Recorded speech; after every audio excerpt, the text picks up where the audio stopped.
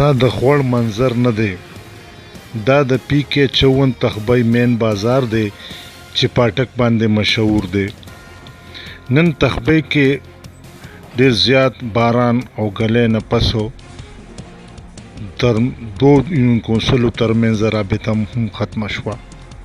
د پیدل خلکو لار نشته، نه د موټرو لارو. که اوس هم دې سړک ته پاملرنه ونه شوه نو راروان وخت کې به دا مسله نور هم لوی شي. د کیمرمین شهاب سره بابو خان، پښتو نیوز، مردان.